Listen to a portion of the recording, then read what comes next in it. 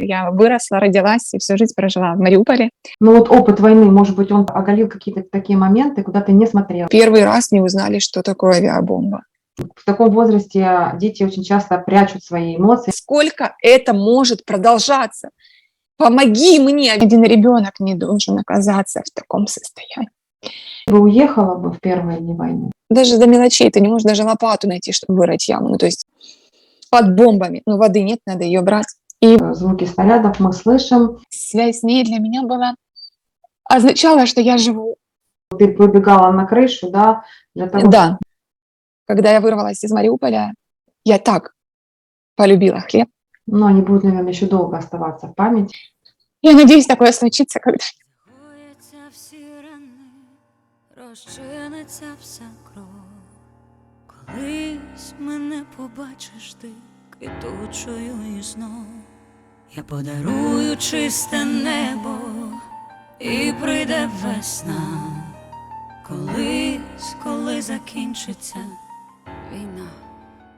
За мной пролетел такой снаряд, что я думаю, люди никогда больше не будут смотреть фильмы о войне, те, которые действительно побывали на ней. Мое сердце переполнилось страхом, и я не знала, что с ним делать. Я не знаю, как выезжать, потому что... Юлечка, привет. Да, добрый вечер. Мгм. Сегодня у нас пройдет второе интервью из разряда «Душевный разговор». Сегодня у нас в гостях Юлия Иванова, житель Украины, Мариуполя, психолог, юрист, прекрасный человек, прекрасная мама.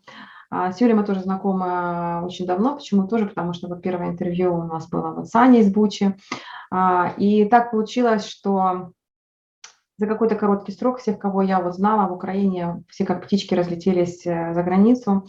Вот. И сейчас я решила сделать вот такой вот, как бы соединиться, да, сердцами в тех местах, где мы находимся, для того, чтобы немножко поделиться тем, что происходило все это время, что каждый из нас проживал. И, знаете, такой вот вопрос возник. Ну, у меня прежде всего, да, то есть для чего я это делаю, для чего вот эти вот интервью записываю. Мне бы очень хотелось, чтобы вот такие вот интервью, душевный разговор, они разбудили в людях какую-то, вот, знаете, человечность, сострадание, эмпатию, просто что допустить, что такие истории могут быть, да, потому что сейчас очень много за и против. И поскольку человек все-таки он так настроен, что он получает информацию, ну, как бы ложится информация лучше там, где есть какие-то личностные отношения, да, личностные контакты, вот как бы есть история, и вот именно эта история трогает, да. Поэтому вот очень бы хотелось познакомить как можно больше людей с такими вот личностями, которые составляют как бы нашу Украину, да, то есть 1 из миллиона, вот, но каждый человек он прекрасен сам по себе, и история каждого человека, она удивительная.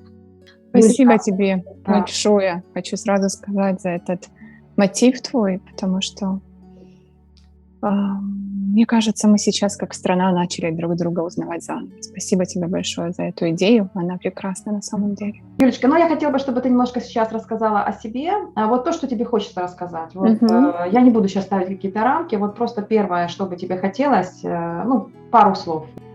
Я буду рада поделиться своей историей и рассказать о себе. Буду рада, если мой опыт будет кому-то полезен. Меня зовут Юлия Иванова. Я выросла, родилась и всю жизнь прожила в Мариуполе. Это Донецкая область. Сейчас это, наверное, один из самых известных городов мира. К сожалению, ну, с такой историей, с какой есть. Ну, вот так сложилось. Я по профессии юрист, экономист, психолог. У меня есть 13-летняя дочь, прекрасный муж, моя сестра, родители. И сейчас мы все живем в разных уголках мира, но мы едины. Я люблю спорт, очень обожаю волейбол. Люблю людей, люблю дружить, люблю вместе что-то создавать, организовывать. Люблю создавать атмосферу счастья вокруг и радости. Люблю, когда рядом со мной другим людям хорошо. И вообще, мне кажется, вот это состояние радости – это то состояние, в котором должен жить каждый человек. Это то состояние, в котором личность может развиваться и чувствовать себя счастливой. Поэтому всегда ищу вот людей подобных мне, подобному вот этому ощущению радости, счастья, легкости. И, слава Богу, в моей жизни много таких людей, много друзей. Есть, конечно, сейчас опыт того, что 26 дней я была в Мариуполе во время войны. Опыт того, что пришлось выезжать в другую страну и оставлять мужа одного на Украине. Опыт эмиграции неожиданный, потому что всю свою жизнь я не хотела никогда уехать со своего города. И даже путешествия много раз по самым разным странам. То есть, практически, можно сказать, по всему миру. Не считая там Австралии, там, вот таких. То у меня была искренняя любовь к Украине, несмотря на то, что я всегда говорила и думала на русском языке. То есть я всегда обожала Украину, и мне казалось, что наша страна самая лучшая. А сейчас, познав такой опыт, я не то, что так думала, я теперь сейчас точно знаю, что наша страна самая лучшая. И этому подтверждению есть истории многих моих подруг, которые также по всем уголкам мира разъехались. И знаете, есть удивительная вот эта фраза, что ты не поймешь, пока не потеряешь. К сожалению, она работает, эта фраза, потому что мы осознали, что все говорили, в Мариуполе ужасный воздух, но сейчас мы скучаем по ужасному воздуху. Все говорили, что в Мариуполе там мало платят или низкая оплачиваемость труда, и разъехавшись по другим городам Украины, мы понимаем, что Мариуполь у нас был просто город, который давал работу, который давал возможность путешествовать, который нас кормил, и вообще он сам по себе был очень красивым городом, очень стильным, современным, большим, уютным, морским, приветливым, то есть город был удивительный. Сейчас каждый раз, когда меня спрашивают, откуда я говорю, я с Мариуполя, уже будучи здесь, в другой стране, все начинают плакать, и я просто от этой реакции, понимаю, что у всех на слуху этот город как город-мученик. Получилось так, как получилось. Угу. Знаешь, я это хотела бы добавить еще, что ты очень любишь море. И вот ты всегда у меня ассоциируешься, знаешь, с такой вот морской нимфой, потому что когда вот мы в чате, переписываемся, там какими-то делимся, моментами такими душевными, всегда море. Юля всегда на фоне моря, всегда вода, как вот русалка. И это вот такая вот неотъемлемая часть. У меня уже как вот Юля, вода, и действительно через тебя всегда проходила эта вот энергия любви к Мариуполю. Я помню, вот мы сколько не созванивались с тобой. Утром я иду на работу, я заезжаю на море. После работы я иду, я заезжаю на море. У тебя постоянно был разговор душой с морем. Еще я бы хотела добавить, что ты очень любишь путешествовать. И я открою, большой секрет для многих, может быть, это станет неожиданностью, что ты прекрасно читаешь стихи. Когда мне встречается в людях дурное, то долгое время я верить стараюсь, что это, скорее всего, напускное, что это случайность, так не бывает. И мыслям подобным, ища подтверждения, стремлюсь я поверить, забыв про укор, что лжец, может, просто большой фантазер, а хам, он, наверное, такой от смущения, что сплетник, шагнувший ко мне на порог, возможно, по глупости разболтался, а друг, что однажды в беде не помог, не предал, а просто тогда растерялся. Я вовсе не прячусь от бед под крыло, иными тут мерками следует мерить. Ужасно не хочется верить во зло, и в подлость ужасно не хочется верить. Поэтому, встретив нечестных и злых, нередко стараешься волей-неволей в душе своей словно бы выправить их и по-простому отредактировать, что ли. Юль, скажи мне, пожалуйста, вот мы сейчас, очень многие, ты уже начал этот разговор, мы сейчас, я просто хочу ниточку эту продолжить по поводу Мариуполя. Мариуполь был не всегда, я помню, у него было название Жданов, потом он переименовался в Мариуполь, потом в какое-то время Мариуполь начал очень сильно развиваться, туда начали вкладываться деньги в его развитие, город расцвел, стал очень красивым. И И ты все это время была в Мариуполе, да? То есть вот когда он был, может быть, не совсем красивым, потом вот когда он расцветал. Скажи мне, а вот какое у тебя было самое любимое место силы, которое вот ты приходила, наполнялась и любила быть? И почему именно это место? Ну, я не беру сейчас побережье моря, может быть, есть что-то такое именно в городе, какая-то вот точка. Ну, у меня было 5 таких мест. В Мгм. основном это ну, с видом на море, так или иначе. Но если брать не с видом на море, да, то у нас город был очень зеленый, много парков было. И есть Приморский район, там, где идет целая лесополоса. То есть ты можешь потеряться в этом парке. Там есть мечеть мусульманская, христианская, то есть там вот лес наполнен вот этим духом, и он живой, то есть можно там и спрятаться, и укрыться, и ты можешь гулять час, не встретив ни одного человека. И мне очень нравилось ходить по этому парку, потому что он был в центре города, но при этом он был такой аутентичный, он был обособленный, и можно было там поучить стихи, ну, чтобы потом их декламировать, можно было там выплеснуть свою энергию, можно было заняться практиками, медитацией, йогой. То есть я очень любила это место. И это место как раз находится возле дома, где жила моя бабушка. Жила, потому что она сейчас выехала с Мариуполя в возрасте 86 лет. Но я часто к ней приходила, и сейчас, когда я думаю о ней, я вспоминаю это место.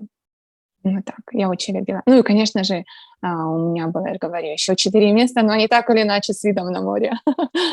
Одно возле школы, там, где я училась, в той школе, там была рядом, красиво строился, тогда только начинался строить великий красивый храм, и как раз обрыв к морю был. Я тоже очень любила убегать со школы. Там было такое бревно большое возле футбольного поля. Я садилась, смотрела на море, и все свои мысли, все свои страхи. Мне казалось, море забирает, море лечит, море вдохновляет.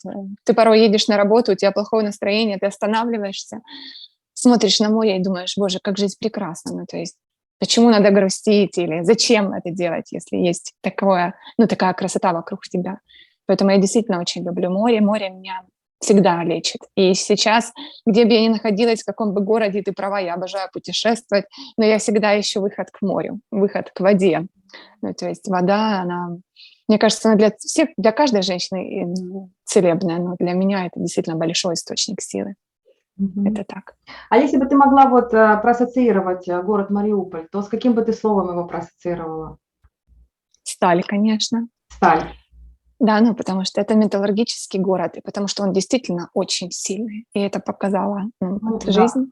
Мгм. Да, еще бы я ассоциировала с ветром, наверное, потому что ветра у нас много, и ветер перемен разный. И я надеюсь, что к нам в город залетит ветер добрых перемен. Еще, наверное, бы я ассоциировала с солнцем, потому что он очень солнечный, очень. Всегда, может быть, утром дождь, но обязательно через несколько часиков высветит солнце и обогреет каждого, кто находится в этом городе.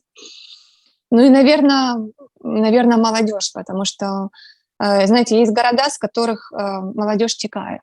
В нашем городе этого не было. То есть молодежь оставалась в городе. Не было. Вот я сама проучилась 10 лет в Харькове, и я вернулась в Мариуполь, потому что не потому что там Харьков это перспективный большой город, да, а потому что я понимала, что в Мариуполе есть все то же самое, что и в Харькове, плюс море. Поэтому надо возвращаться. Вот Мгм. молодежь тоже всегда оставалась. Молодежь, ветер, солнце и сталь. Заразила такой-то энергией, такой хорошей энергией Да. привнесла.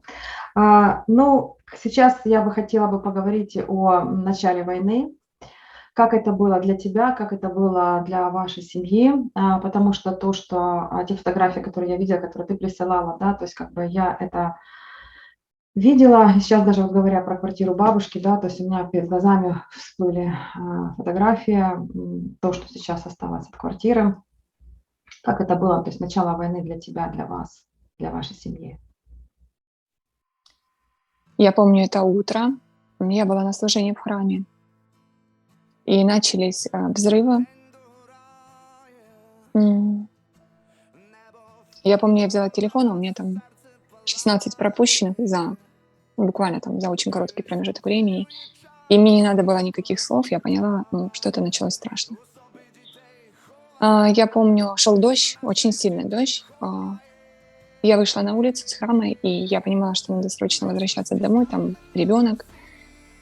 И ходил еще абсолютно весь транспорт, то есть не было никаких коллапсов, не было паники в городе. Город работал еще 4 дня, заводы в полном ритме работал, плавил сталь, то есть ничего не блокировалось, маршрутки ездили, то есть общественный транспорт выполнял полностью свою работу. И единственное, и то в первые дни даже в супермаркетах не было какой-то вот такой суматохи. То есть, да, люди скуплялись, но я помню свое состояние, когда я шла домой мокрая, потому что у меня даже не было мысли о том, что надо защищаться от дождя. У меня были только одни мысли, как могла начаться война. То есть у меня был стопор, я не могла понять, то есть никто в это не мог поверить, что она вот раз, и она началась. При всем, что у нас был опыт 2014 года, у нас, я имею в виду, у Мариуполя, когда также были обстрелы. И я помню, я пришла домой, меня встретила дочь, я ей сказала: София, началась война, ты сегодня в школу не идешь. И каждый день я позвонила директору, спросила, стоит ли мне выходить на работу. Он сказал, что я сумасшедшая, конечно же, нет, надо сидеть дома. И с этого дня началась какая-то в теле, я не знаю, заморозка. То есть тело, может, это вот так работает, знаете, энергии Вселенной. Тело начало готовиться. Вот как бы это ни казалось бы, глупо, тело начало готовиться, потому что не было паники, не было стресса, не было суматохи. Началась вот такая, знаете, механическая деятельность организма. То есть ум проверял, какие запасы, чего не хватает, что следует докупить. Начал проверять документы, наличие документов, начал соображать, кому как позвонить. То есть началась вот такая механическая подготовка. Но я помню, муж пришел намного позже с работы, чем должен был, потому что начали уже увеличивать количество смены, чтобы уменьшить в целом сменность людей. И мы сели вместе, и мы не знали друг другу, что сказать, потому что не было слов, что сказать. Мы не могли понять, насколько вообще это могло быть началом этого ада. То есть до конца мы не верили вообще. То есть вот 23, 24, 25, 26, 27, 28, 4 дня, пока он ходил на работу, 4 дня Мариуполь жил так или иначе еще обычной жизнью. Я помню, мы созванивались с тобой, да, ты говорила о том, что мы слышим взрывы, мы слышим, то есть вот звуки снарядов мы слышим, но как-то к вам, то есть, вот мы здесь, мы вот в таком состоянии ожидания. А скажи, вот тогда вот мысли у тебя не было, вот собрать вещи и уехать? Нет, не было, ни разу. Не было, даже не знаю, почему, вот этой мысли не было. Я же говорю, может быть, это все-таки из-за той прививки 2014 года. Я называю это прививкой, потому что мы прожили некий подобный период. Да, мы понимали, что такое уже было, мы это прожили, и это мы тоже пройдем. То есть вот этого желания, что все надо сыграть, причем с первого дня мне звонит моя сестра, звонила и говорила: уезжай, уезжай, уезжай. То есть я же говорю, заводы работали, жизнь продолжалась, работали государственные структуры, то есть жизнь продолжалась вот в обычном режиме, даже при звуках выстрелов. Нет, желания уехать, мысли уехать даже нет. Скажи, а если сейчас вот отмотать все назад, после твоего 26-дневного опыта, вот вернуться туда, ты бы уехала бы в первые дни войны? Вот когда ты была, да, вот 4 дня, вы еще были, то есть вы еще слышали, но вас еще это не касалось, прямо так, да, вот точечно. Уехала бы ты? Мы держимся, пока Софийка, Максим, все со мной, мы тут, родители, моя бабушка. Мы все в Мариуполе. Нет района, который бы не обстреляли, если бы, нет ни одного живого магазина. Все торговые центры, они сожжены, подорваны. Я бы сказала бы и да, и нет. Да, потому что я считаю, что ни один ребенок не должен оказаться в таком состоянии. Ни один ребенок не должен почувствовать этот страх. Ни один ребенок не должен видеть этого ужаса, слышать этого ужаса, ощущать, что под ним трусится земля. И мне кажется, ради ребенка бы я, зная, что такой ужас произойдет, да даже, может быть, даже и ради себя бы, я бы поехала. Почему нет? Потому что, получив этот уникальный опыт, уникальный, потому что в других условиях, наверное, его не получишь, ты до конца не осознаешь, какой жизнь может быть, ну вот, в полной ее картине. То есть ты живешь там, ну, грубо говоря, 40 лет, и твоя жизнь, она имеет привычный ритм, она имеет ну, свой заданный маршрут ежедневный. И где бы ни происходили бы военные действия, я имею в виду в каких-либо других странах, по-настоящему ощутить это может только тот человек, который находится в войне. И вот благодаря вот этому опыту, когда я понимаю, что ты можешь все потерять, когда ты понимаешь, что надо ценить тех, кто рядом, когда ты понимаешь, что от тебя ничего не зависит, когда ты понимаешь ценность духовных практик и отношений с Богом, когда ты понимаешь, насколько важна семья, ну вот этот опыт, когда ты получаешь только благодаря вот таким стрессовым ситуациям, то благодаря из-за этого опыта, получив этот бесценный опыт, я бы сказала нет. Но если говорить в целом, то да, я бы уехала для ребенка. Скажи, вот ты сейчас перечислила очень много, да, вот таких вот точек, которые вот, да, вот подсветились тебе вот по-другому, да. Но насколько вот я знаю тебя, они и так были для тебя подсвечены. Мгм. И я думаю, что ценности твои как бы, ну, вот, просто у нас, да, вот такая душевная с тобой связь, я думаю, что ценности у тебя не изменились. Я думаю, что появилась просто какая-то глубина. Что-то новое ты вот приобрела, то, чего ты, ну, вернее, знаешь, как бы, может быть, ты развернулась немножко в другую сторону, может быть, какой-то ракурс поменялся, в другую сторону, куда ты не смотрела. Но вот опыт войны, может быть, он тебе оголил какие-то такие моменты, куда ты не смотрела, а надо было бы посмотреть по-другому.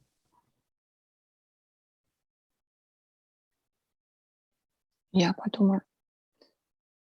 По-другому сказала, знаешь, благодаря вот тому накопленному объему духовных знаний Мгм. у меня как бы появилась возможность эти знания проявить на практике. То Мгм. есть нет такого, что я, например, в эту сторону не смотрела. Есть возможность то, что я знала, теперь воплотить на практике. Что я имею в виду? Например, ты знаешь, да, то, что вот, например, ты не контролируешь ничего, что единственный контролирующий – это Господь.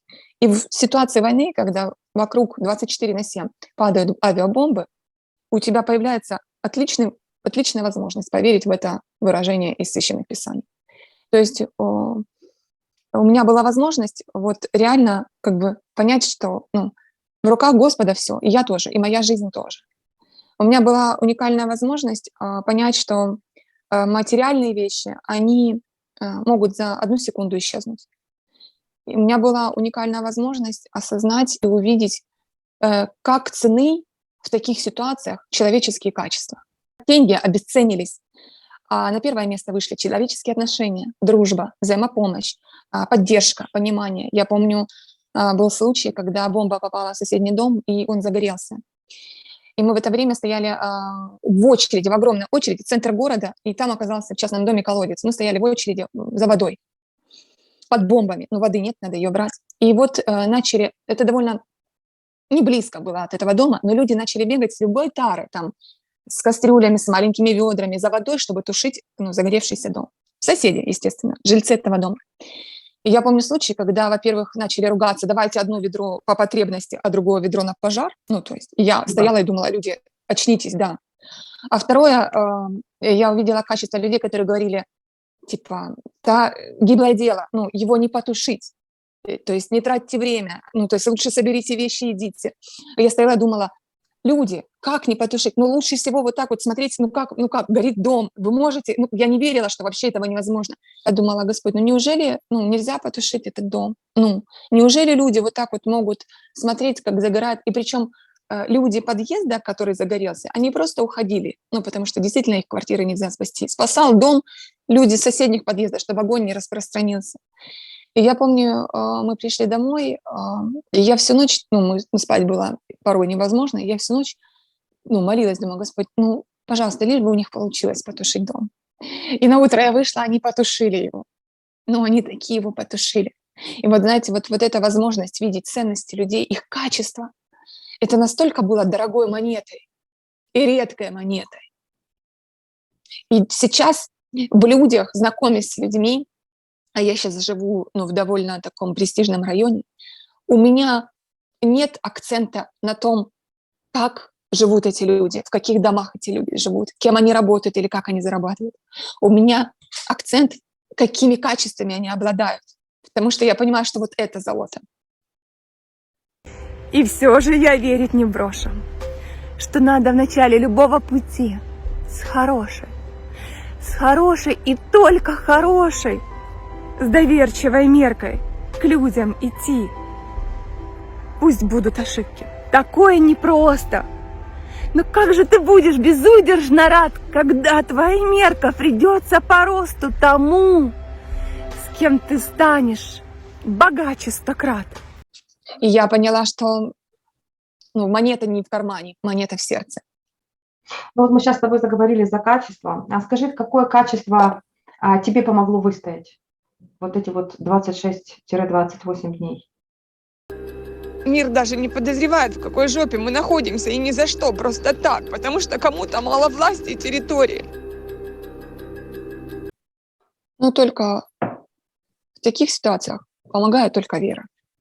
Но знаешь, атеистов на войне нет. Я с удивлением каждый раз замечала, когда мы выходили все, весь дом выходил готовить на костер. Там все делали мангальчики, чтобы приготовить еду. И замечала, как у кого-то появлялся крестик, или в словах появлялось больше, там, разговоров было больше о молитвах, о том, как или Бог звучал чаще в речи. Вот мне помогла вера. Вера в то, что Господь меня не бросил. Вера в то, что Он всегда рядом, что Он защищает, что Он не наказывает. Вот мне помогла вера. Это единственное качество.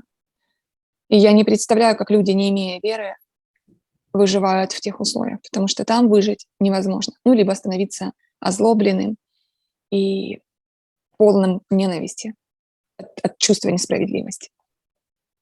Я помню, мы с тобой когда говорили, это был какой-то, я уже не помню, 6-й, по-моему, или 7-й день после начала войны. Волноваху. Волноваху, да, что в Щеты ее изничтожают. И я так понимаю, что внутренне почему-то я это очень четко у тебя почувствовала, что ты понимала, что вы будете следующие. В голосе я это как-то вот слышала. И вот даже тогда ты не приняла решение выезжать.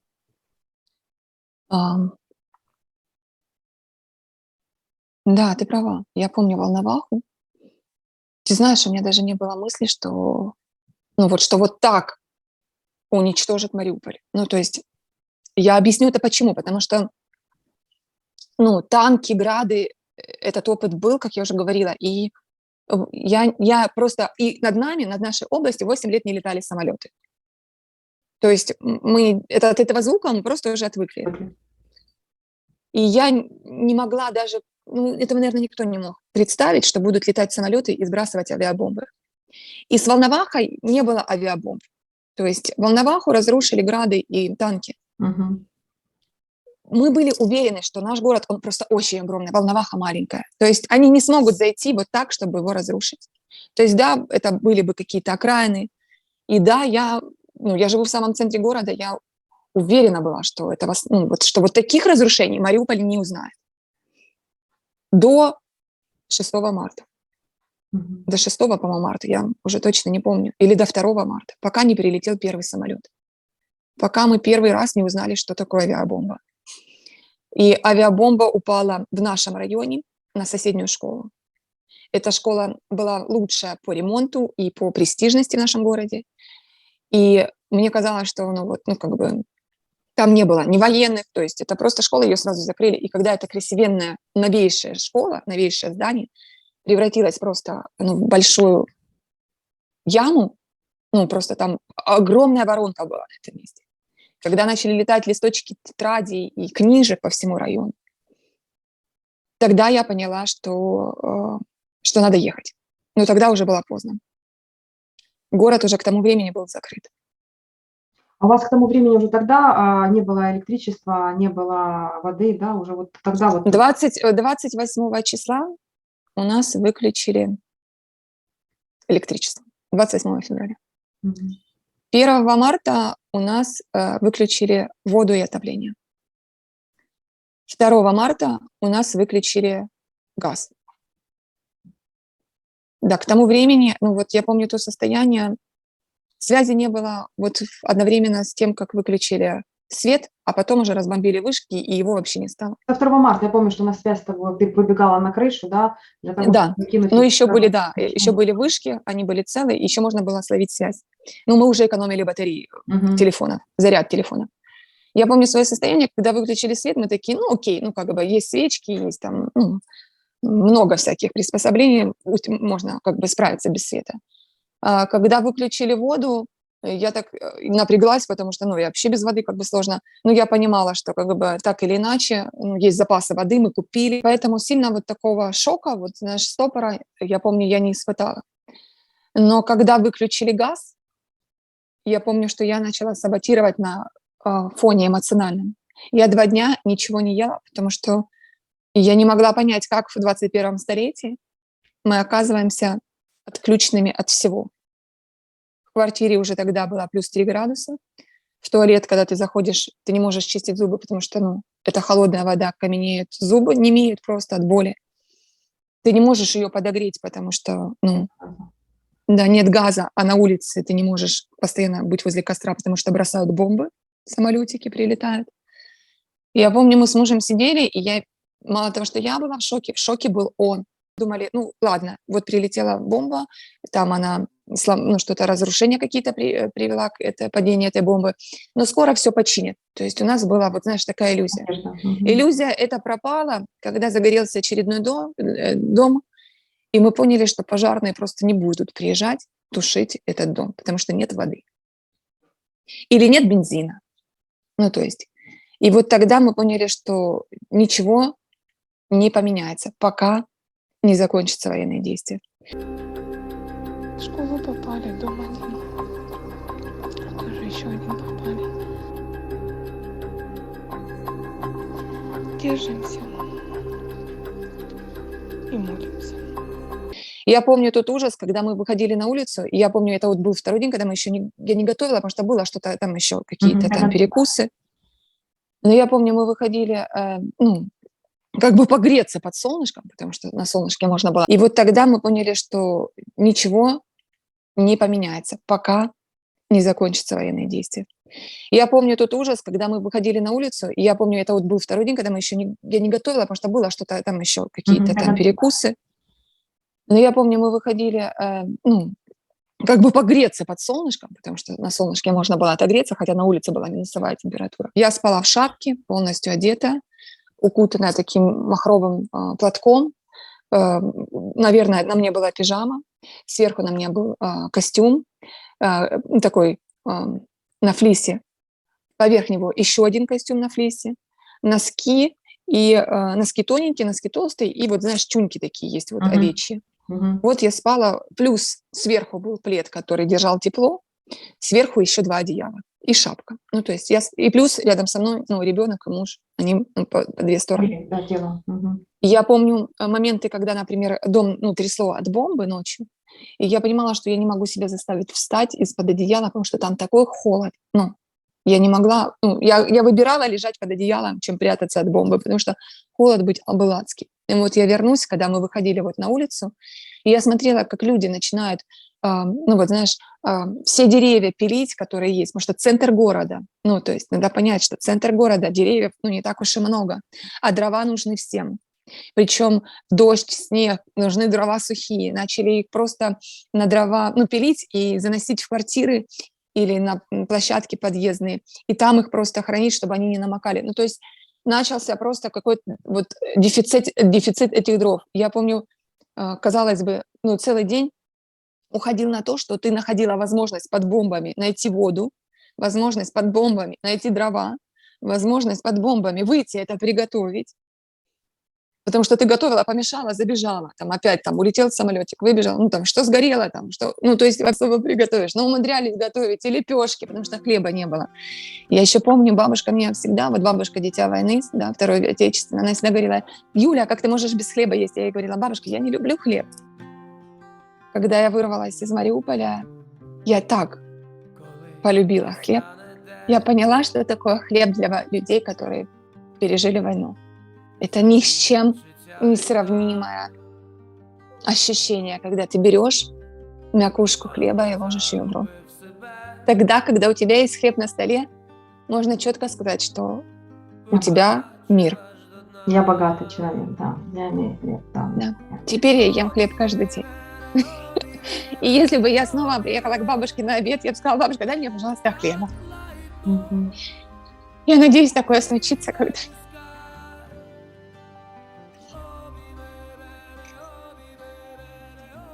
Скажи, бабушка с родителями, они выбирались позже, на 2 дня от вас. Сейчас бабушка в безопасности, родители в безопасности, они находятся на территории Украины. Муж тоже в безопасности, он на территории Украины. Вот знаешь, как бы многие очень задавали вопросов по поводу детей, да, вот как вести себя, как говорить, что говорить детям во время войны. Но София у тебя уже как бы взрослая девочка. И в таком возрасте дети очень часто прячут свои эмоции, можно понять, что они вообще ничего не чувствуют, им весело, они вроде бы как разглядывают все по сторонам, не спрашивают ничего о войне, да. Какой опыт был у вас? Вот, как ты понимала, что вот где нужно сказать, где нужно, может быть, чего-то не договаривать, или у вас были полностью открыты какие отношения? Вот как у вас выстраивалось вот это вот информационное поле по поводу войны? Потому что наверняка вопросы задавала София. А может быть, я не знаю, может быть, у вас был опыт, когда закрылась София и вообще ничего не говорила на эту тему. Я понимала, что чем меньше она будет видеть мои эмоции, мой страх, тем будет лучше. И чтобы она не видела мой страх, мои эмоции, и мы старались играть очень много в настольные игры. То есть мы старались делать обычные вещи, повседневные, да, частыми. Ну, например, мы играли постоянно в домино, шахматы. У нас была настольная игра, называется «Подорож Украина». И она стала какой-то знаковой, потому что, ну, это большая карта там, и надо было выкладывать маршруты из одной точки заданной в другую. И мы долго, я помню, искали некоторые города, где это, и когда уже выбирались с Мариуполя, мы проехали именно «Подорож Украины», то есть это была знаковая игра. И вот для меня было важно, чтобы она не боялась. Вот это было для меня важно. Но я помню моменты, когда я попала один раз под авиабомбы на улице, будучи, и я залетела просто настолько, этот страх был, у меня, и вот тогда она сильно испугалась, увидя меня, мой страх. И я поняла, что если я хочу, чтобы мой ребенок был эмоционально здоров, я должна ее от этих эмоций оградить.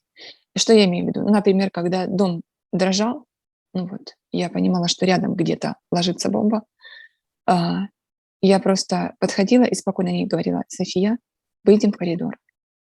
Она спрашивала: мам, зачем? Я говорю: мне кажется, так будет безопаснее для меня и для тебя. Я буду так спокойней. Но для этого не должно было быть эмоциональной окраски.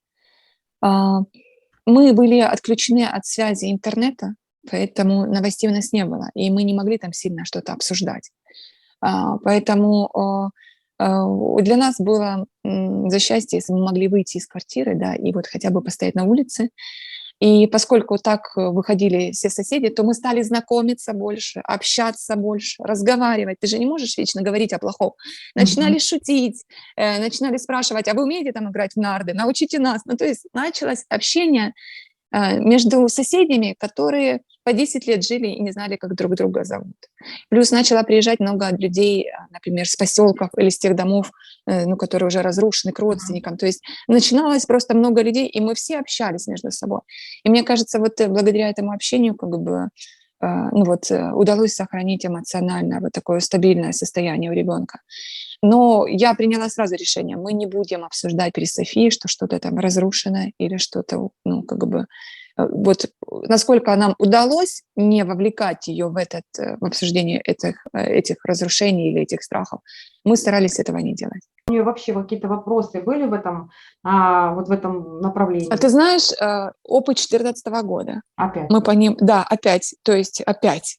Да. Страшный опыт Опять. 2014 года. Мгм. Она понимала, что происходит, потому что мы 8 лет так или иначе, это мусолилась тема. Мгм. Ей не надо было ничего спрашивать. Она понимала, кто с кем воюет, кто пришел к нам. И, собственно говоря, она помнила опыт Донецка, то есть Мгм. у нас час езды до Донецка там. Она помнила опыт там Крыма, потому что, все, Крыма нет. То есть поэтому вопросов она не задавала, она понимала, что делается. А как ты сама вот лично оценивала ее эмоциональное состояние? Что тебе помогало оценить ее эмоциональное состояние? Ты знаешь, они с ее отцом, с моим мужем, а, очень много, вот когда я была эмоционально взвинчена, Мгм. я говорила мужу, что мне сейчас надо побыть одной, потому что я не хочу делиться этими эмоциями с ней. И они как-то между собой находили, опять же, вот с помощью вот этих настольных игр себе Мгм. развлечения. Поэтому я очень благодарна, у меня муж очень внутренне уравновешен. Его практически ничего не может выйти из вот этого баланса во внутреннего, знаешь, внешнее. То есть он внутренне, если и переживает, то внешне Он это не не подаст. показывает. Мгм. Да, и вот это его спокойствие, его внутренняя гармония, его, как гармония, вот этот уравновешенный его тон, состояние, оно помогло Софии быть в его ресурсе. То есть она Мгм. питалась его ресурсом. И это помогло, потому что я знаю, например, детей, родители которых это эмоционально проживали очень сильно. И дети, сильно нервничали, плакали, истерили, то есть они тоже эмоционально были включены в этот процесс обговаривания, там, или, например, там у того квартира сгорела, или там те козлы там разрушили тот дом, то есть, я старалась исключить как можно больше общения, у нас были просто на внешние темы, мы начинали там играть в разные игры, там, в города, то есть, например, ночью не можешь спать, давайте играть в города, или мы придумывали свои новые игры, то есть, была задача не думать о войне. Вот такая была задача. Скажи, а вот вы прожили такой вот опыт, когда у вас не было света, когда вы спали все вместе, да, вот не было электричества, но на фоне этого вы общались, вы глубже познавали друг друга, вы как-то да, то есть как-то сблизились. А, я бы сказала бы не на фоне беды даже, да, а на фоне того, что просто нужно выжить, да, вот нужно выстоять. У вас появились какие-то, может быть, традиции, может быть, какие-то слова, которые знаете только вы, да, которые напоминают вам о том периоде, но не о периоде военном, а вот тогда, когда вы были едины, да, вот для того, чтобы выжить, выстоять, чтобы быть, даже, наверное, не выжить, а чтобы оставаться сильными духом. Да, так получилось, что мы понимали, во время войны, да, в Мариуполе, мы говорили о местах или о словах каких-то, ключевых, чтобы мы знали, если вдруг мы потеряемся или будем разъединены, то нам надо знать, где мы можем друг друга найти, или как, или если будет кто-то пользоваться, там, пытаться зайти в квартиру, потому что нет света, да, там, непонятно какой свет. То мы использовали такие ключевые наши фразы, придумывали их, придумывали места, где мы будем встречаться. И я хочу сказать, что эта война, она мне дала колоссальное понимание того, какой у меня прекрасный муж. Потому что, знаете, когда ты живешь с человеком, у вас там, например, разные, у нас была с мужем, да, у нас были разные взгляды, разные ценности, разные хобби, разные увлечения, разный образ жизни. Мы были абсолютно разные. И наша семья, она была основана на чувствах, на долгих дружеских отношениях. А война, она дала такую сплоченность, потому что мы все эти 26 дней с утра до вечера были вместе. Смотрели друг на друга, говорили, то есть, может, молчали, но так или иначе, такого периода, когда ты находишься на одной территории, не оставляя друг друга, этого не было вообще в априори, такого опыта. Спите вместе, идите вместе. Если вы ходите, то только вместе, потому что, не дай бог, там что-то залетит в дом, везде вместе. И я поняла, какой у меня идеальный муж, какой у меня прекрасный ребенок, потому что эти 26 дней мы были единой командой. первый раз в жизни мы были единой командой. У нас не было ни ссор, не было ни каких-то внутренних междоусобиц. У нас настолько как-то это все сложилось, то есть как готовить, как добывать вот воду, дрова, как спать, кто готовит, кто моет посуду, кто раскладывает постель. Это такой удивительный опыт. Я очень благодарна вот именно вот за него, потому что я поняла, насколько у меня крутая семья. И сейчас я больше скажу, когда мы переехали уже в Тернополь, ну, с Мариуполя, этот опыт мы взяли с собой. Мгм. То есть мы так же, как привыкли быть вместе, мы старались быть вместе, ну вот как можно больше. То есть у нас не было желания там отдохнуть или нет. О, наконец-то ты можешь побыть сам. Нет, у нас наоборот, мы начали больше ходить. У меня муж не сильно любит гулять, ну вот именно ногами, да, ходить. А тут мы начали больше ходить. Нам вот эта привычка, вот, которая выработалась во время войны, потому что, ну, машина, естественно, если куда-то надо было, то это пешком. Мы начали очень много гулять, мы начали говорить о разных вещах, мы начали интересоваться, ну, тем, чем не знали, например, ну, я не знаю, историей там Западной Украины. Мы даже, ну, многих вещей, оказывается, мы и не знали о нашей стране. То есть вот благодаря вот этой ситуации мы стали одной командой. Я поняла, как это быть одной командой.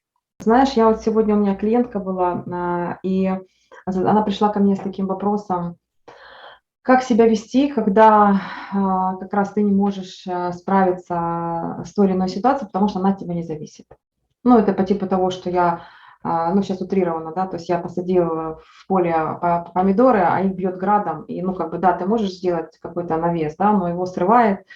И вот как себя вести? Как себя вести в такой ситуации, когда от тебя ничего не зависит? То есть когда ты становишься заложником, да, вот какой-то ситуации. Вот что бы ты могла вот сказать вот по этому поводу? Вот как себя все-таки вести и на что опираться тогда, когда ты оказываешься заложником ситуации? Для этого, конечно, нужна внутренняя сила. Но я хочу вот из своего опыта сказать, что мне помогало. Ты либо можешь поддаваться эмоциям, потому что, ну, все в тебе бурлит. Ну, то есть это патовая ситуация, когда ты видишь, что ты просто, ну, ничего не можешь сделать. Вот просто ничего. Ну, вот как в Мариуполе. Уехать не можешь, остаться не можешь. Ну, то есть от тебя вот вообще ничего не зависит. Молись за то, чтобы у нас была возможность выехать. Я не знаю, что делать. Чудом нашла, где раздобыть карту, чудом. И чудо это было Кришна. И в Бхагавад-гите есть отличное выражение, такое, в одной из шлок написано, что травинка не шелохнется без воли Бога. И вот мне помогало понимание того, что как бы я не хотела контролировать происходящие вещи, как бы мне не хотелось, чтобы сейчас это прекратилось, или у меня сейчас же появилась возможность выехать с Мариуполя, или там сейчас же там появился бы свет, ну то есть как бы мне не хотелось бы, чтобы это было, я всегда себе говорила, ну, я себя успокаивала, я понимала, я говорила, все под властью Бога. Ну, все, то есть травинка не шелохнется без воли Бога. Он управляет этим. Я себе давала вот четкое понимание, я себя ставила на свое место, а Бога на его место. То есть я себе говорила, от тебя это не зависит. Если ты хочешь, чтобы это было, обратись к Богу и попроси его об этом. Если он посчитает нужным, это случится. Я помню последнее свое утро в Мариуполе, когда утром я молилась, и у меня так сильно замерзли руки, ну вот до ужаса просто. А я была полностью одета, полностью укрыта просто. И я помню, я смотрела на изображение, да, и на икону, и я кричала, говорю, да сколько это можно? Я уже не могу, говорю, ну, я очень плохо переношу на уровне тела холод. Я прям, это была не молитва, это был просто сплошной гнев. Я просто сидела полная зла и говорила, ну когда это закончится? Ты можешь мне помочь или ты не можешь мне помочь? Я уже просто не выношу этого. У меня была такая агрессия, у меня была прямая претензия к Богу, да сколько это может продолжаться? Помоги мне, ведь только ты можешь мне помочь. И на следующее утро я была уже спала в безопасности. Ну то есть я вот просто поняла, что вот на уровне опыта, вот на уровне событий я поняла, что вот реально от нас ничего не зависит. Я видела, как в соседние дома залетала бомба. Я видела, как умирали люди. Я видела, как людей не могут похоронить. И я понимала, что все события, ну, там даже до мелочей, ты не можешь даже лопату найти, чтобы вырыть яму. Ну, то есть я понимала, что вот эти события, они происходят, ну, вот по плану, как бы это ни было страшно. И я понимала, если я буду на своем месте, и Богу отдам его право быть на его месте, все будет в балансе. Потому что даже если я буду орать, психовать, беситься, ну, от меня вот вообще не зависит. Не улетит этот самолет, который летает над Мариуполем. Вот не улетит он. Поэтому я считаю, что вера — это ключевое качество, которое поможет человеку в любой ситуации выжить. Выехать к родителям и попросить их, чтобы они со мной поехали. И бабушку, ну, на сборы будут совсем меньше часа. Это все. Я прошу тебя.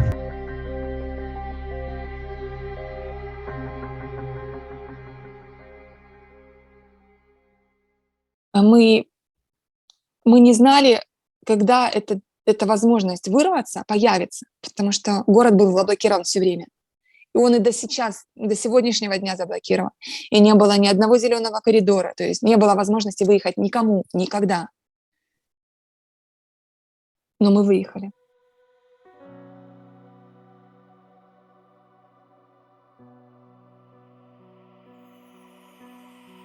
Бою святом бою у ранковій тиші, як теплий вітер твої жовті коси тіші. Мы выезжаем с родного Мариуполя. Этот пост разбомбили, поэтому есть шанс, что мы сегодня прорвемся. Самоорганизованная колонна, никакого препарата.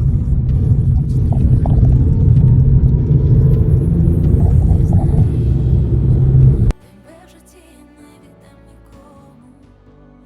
Твої стежки ведуть мене додому. Тут народились ти і я.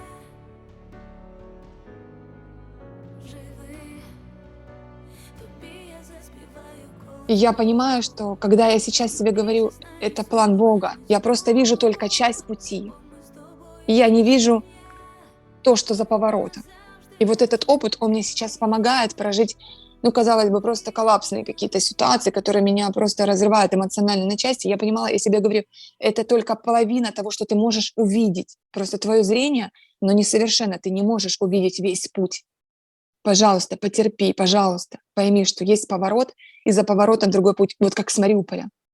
Вот потерпи чуть-чуть. Я каждый день плакала, потому что я ждала возможности выехать. Я понимала, что надо уезжать, надо уезжать, надо уезжать, надо уезжать. Ну, кого не встреть, все говорили, ну, ты в своем уме. Ну, то есть куча уже людей, которые расстреляны. Ну, как бы, куда уезжать?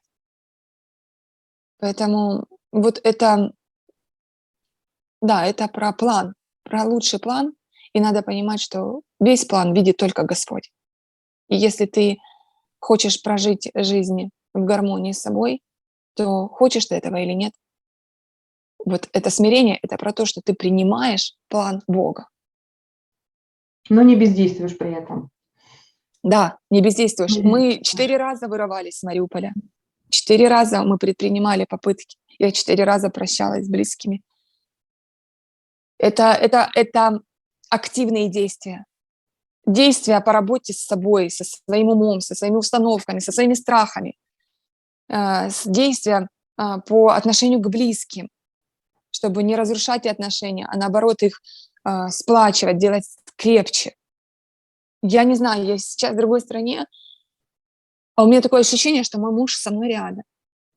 Он мне каждый день снится, и я с ним не рассталась на тонком плане. Это благодаря вот этому опыту. Я чувствую его поддержку, у меня ощущение, что он просто на работе, что он рядом, но он просто на работе. Поэтому план Бога на каждого идеальный. И то, где я сейчас, в каких условиях я сейчас, как мне помогают люди, Я понимаю, что это тоже все была часть этого плана. И он реально для меня идеальный. Ну, скажи, а ты вот сейчас вот говорила по поводу страхов. А какой у тебя был самый сильный страх? За что ты больше всего переживала? За что ты больше всего даже не переживала, а вот за что ты больше всего боялась? Я боялась больше всего, что я не увижу своих родителей. Я боялась прийти к ним. Я редко ходила. Я боялась увидеть, что дома нет. И я как-то пришла к ним, а их дома нет. Я очень сильно испугалась. А они спустились в бомбоубежище, не близко от дома. И я начала их искать по этим бомбоубежищам. Я видела, в каких адских условиях люди находятся там. Ну, потому что нет света, нет воды, нет тепла, Нету жилья у многих. нету жилья, нет на чем спать. И сплошная темнота 24/7. Люди сходили с ума. Там же люди ходили в туалет. Ну, то есть это были просто адские условия, в которых люди там находились. Пора на широкий суд, тем более и время такое подходящее. Мы, по-моему, Мариуполь еще больше любим после того, как он проходит какие-то испытания. Что-то я расслабился. Стоп. О.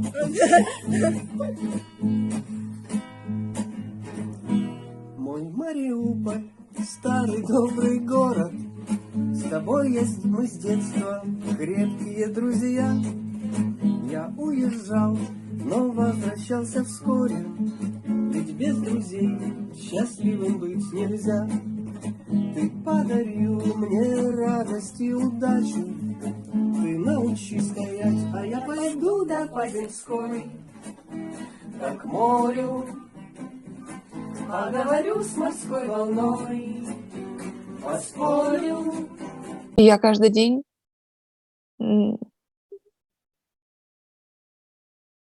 боялась, что с ними что-то случится, что прилетит бомба, и я их не увижу.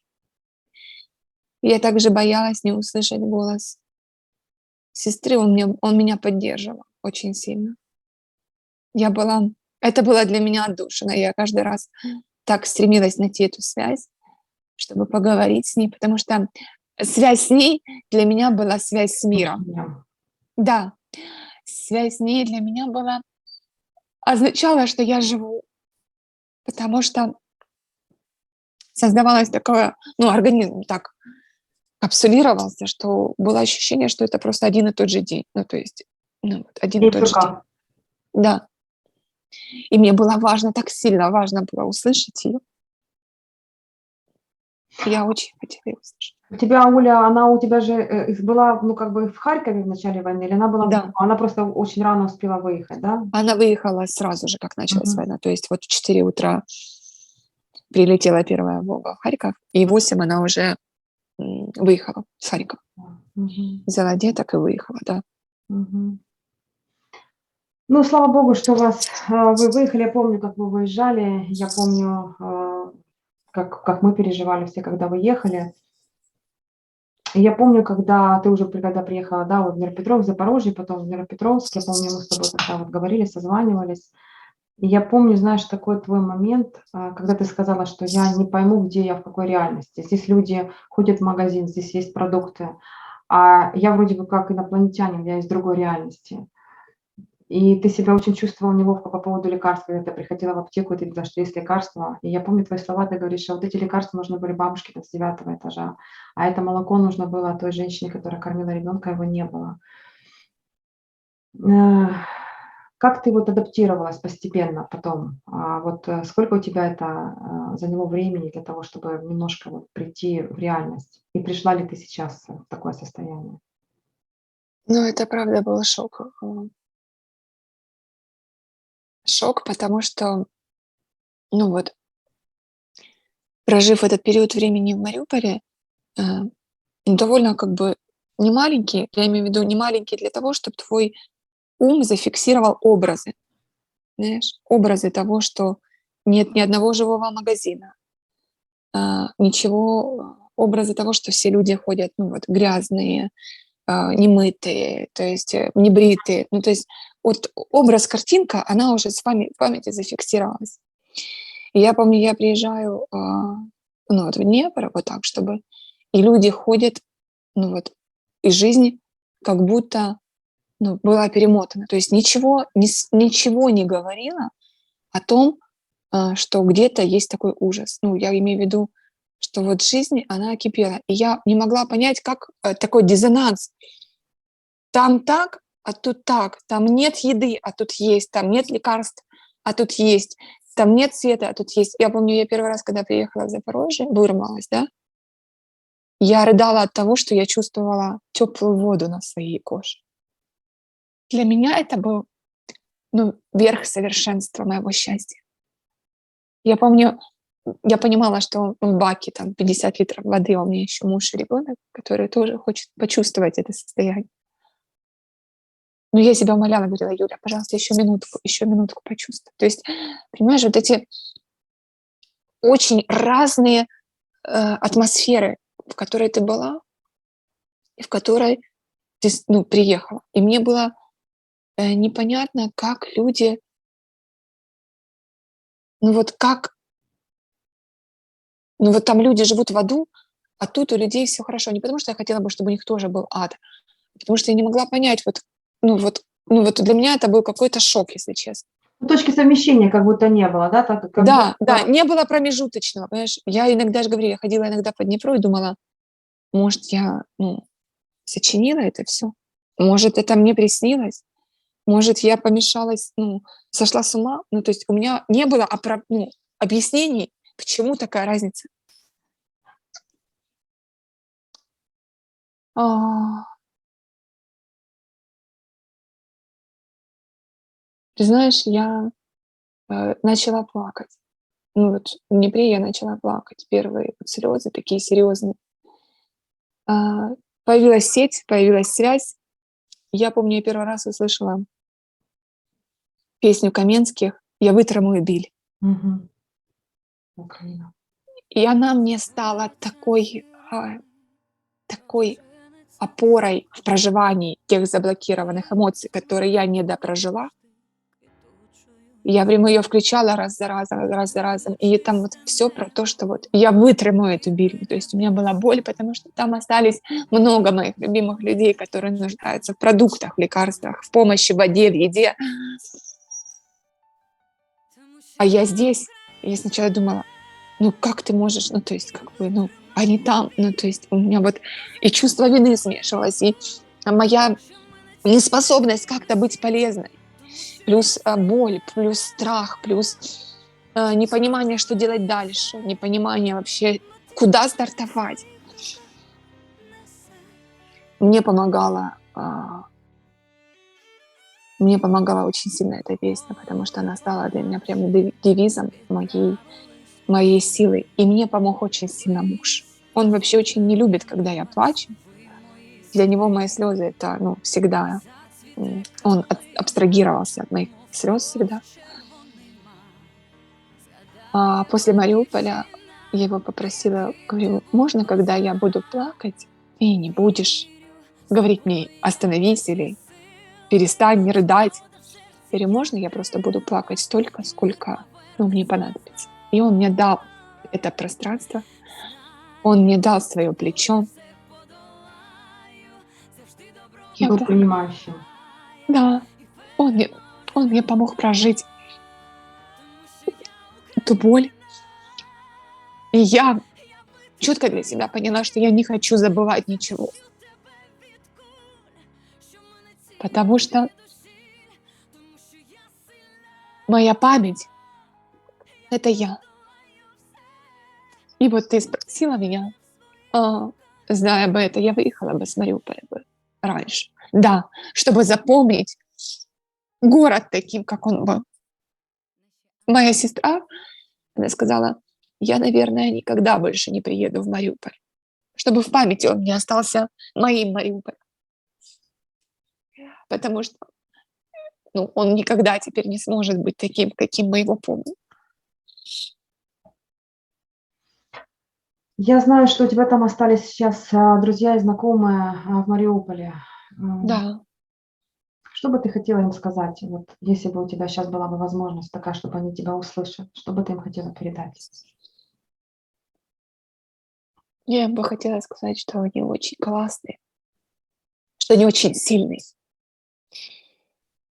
И раз они там, значит, у них есть вот эта внутренняя сталь, чтобы выдержать все, что им пришлось пережить. Я бы им хотела сказать, что сейчас о них молится такое количество людей, что у них нет никакого другого шанса, кроме как стать счастливыми.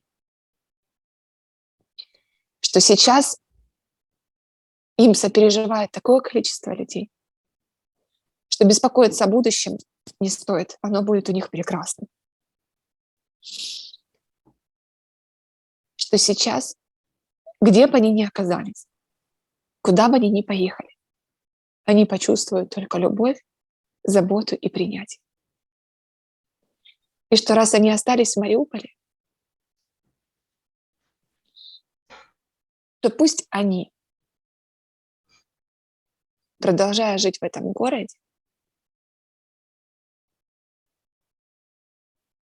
помогут всем тем, кто нуждается в помощи там. Потому что там нужны светлячки. Там нужны люди, которые помогут друг другу стать еще сильнее, еще прекраснее, еще счастливее. И то, как они сплотились за время войны, за время этих ужасных условий, сделало их еще лучше. И они получили намного больше, чем кто-либо. Они получили новых друзей, новую силу, новую поддержку. Там уже не будет между соседями ругни, или вот в том понимании, каком было. Там сейчас будет, единая команда мариупольцев. Юлечка, спасибо тебе большое за твой опыт, за твои эмоции, за твое такое, знаешь, еще раз проживание тех моментов, которые, они будут, наверное, еще долго оставаться в памяти. Наверное, каждый год они будут приобретать свои оттенки. Где-то будет что-то стираться, что-то будет усиливаться.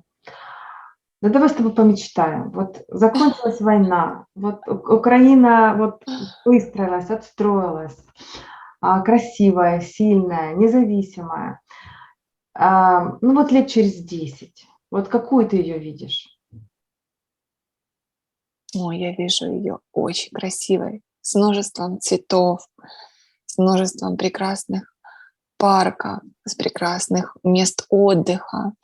Я вижу ее очень современной, очень сильной, очень развитой экономически. Я вижу, в многих городах есть такие, знаешь, сильные, мощные современные заводы, фабрики. Она промышленно очень развита.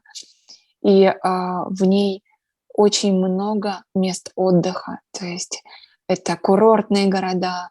И более того, мне чувствуется так, что мы говорим все на одном языке.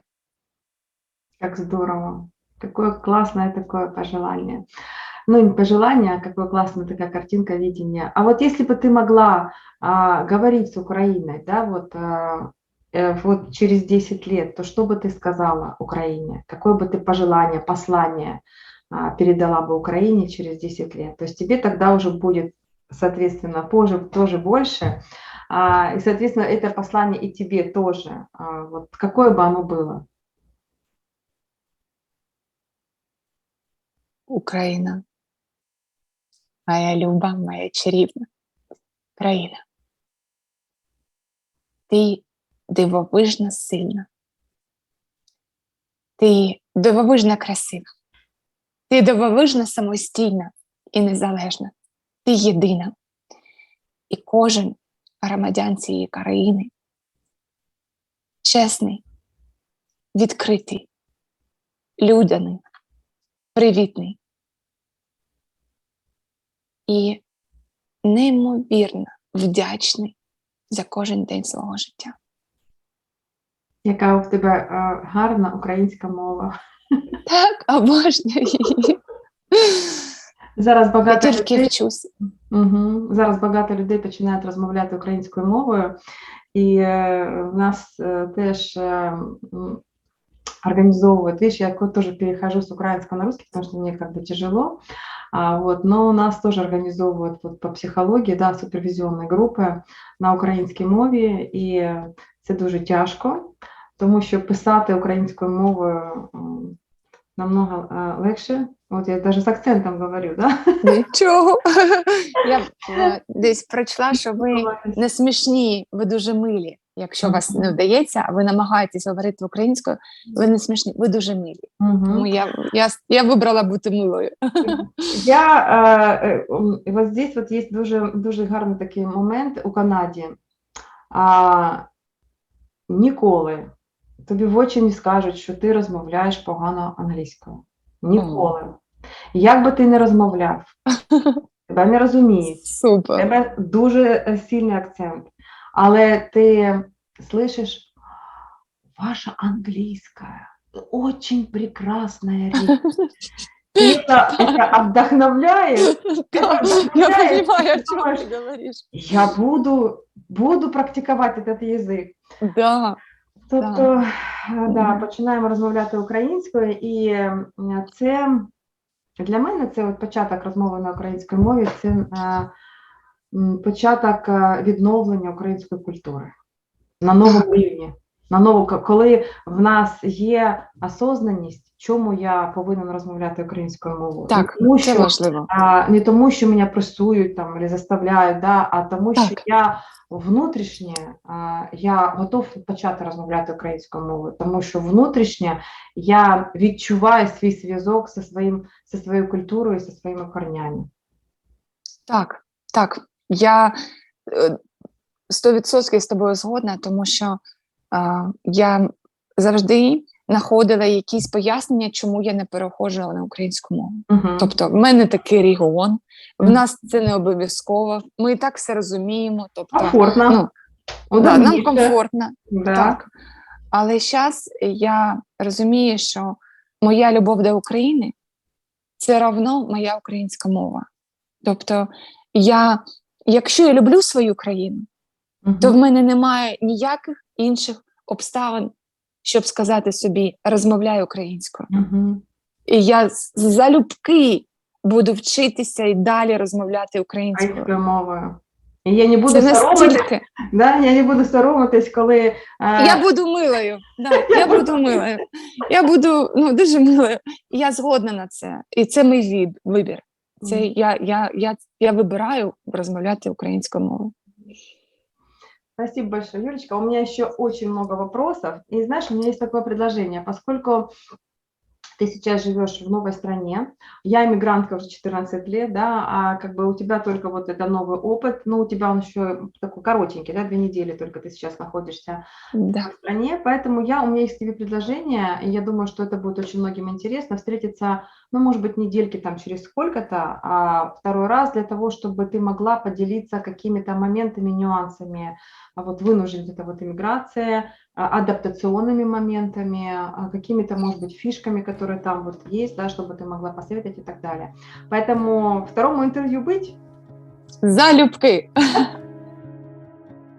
Справа в тому, що у мене немає дому, і за правилом доброго тону, як за правилом доброго ременя, згадаю, з якого я племені, пригадаю, з якого міста, я чекаю на своїх героїв, мене просто нема де сісти, написати свою промову.